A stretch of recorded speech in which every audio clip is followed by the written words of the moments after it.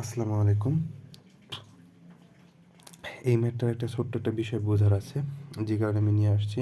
এই ম্যাথটা বাকি সব ম্যাথের মতনই, যে পোল পি, হ্যাঁ, পি এর মান কত 4, স্লট কত, স্লটে এতটি স্লট ল্যাব বিশিষ্ট একটি ডিসি জেনারেটরে ফ্লাক্স এত লায়ন্স, এন হচ্ছে কত 50 আরপিএম।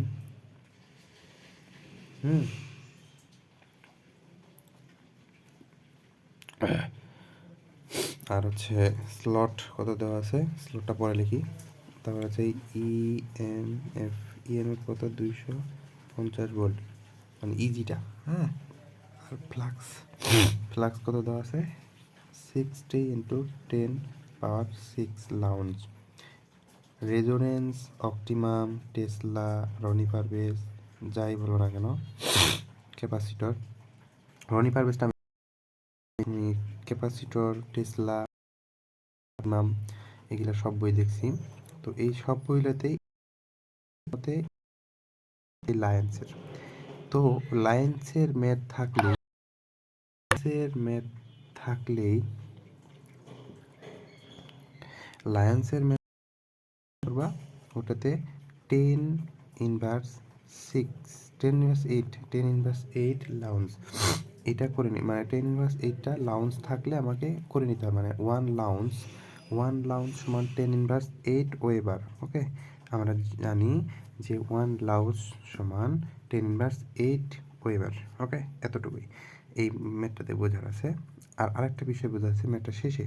তো এখানে তো পেলাম ল্যাব কানেক্টেড, যেহেতু তাই ল্যাব কানেক্টেডের ক্ষেত্রে এর মান পির মান সমান থাকে, তো এর মানও 4 হয়ে যাবে। ঠিক আছে, আর কিছু আছে কি নেই। এখন বের করতে বলছে জেটের মানটা, জেটের মান বের করতে বলছে। প্রতি স্লটে কন্ডাক্টর সংখ্যা, মানে প্রতি স্লটে কটি করে কন্ডাক্টর আছে, স্লট সংখ্যা আছে কতটি 75টি। তো এখন দেখো ম্যাথটা কীভাবে করছে এরা, ম্যাথটা করছে দেখো, আমরা easy equal to 5Z NP/16 এটা জানি, হ্যাঁ। তো এখানে তো আমার সব মান দেওয়া আছে, মান বসিয়ে দাও। যেমন ধরো 225 ইজি, ফাই এর মান কত দেওয়া আছে 6 × 10⁻6 × 10⁻8 ইন্টু জেটের মান তো বের করতে হবে। আর এন এর মান কত দেওয়া আছে এখানে, এন এর মান 500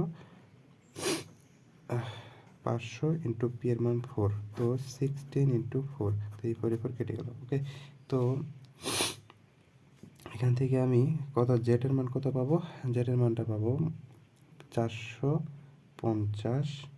ঠিক আছে, 450 কন্ডাক্টর আছে। এখন বলছি প্রতি স্লটে আমরা জেট ইকুয়াল টু কি জানি, জেট ইকুয়াল টু জানি স্লট ইন্টু কন্ডাক্টর সংখ্যা, তাই না, স্লট ইন্টু কন্ডাক্টর সংখ্যা, স্লট ইন্টু কন্ডাক্টর সংখ্যা। তো স্লট ইন্টু কন্ডাক্টর সংখ্যা, জেটের মান তো পেলাম, স্লট কত দেওয়া আছে 75 ইন্টু কন্ডাক্টর, তো আমি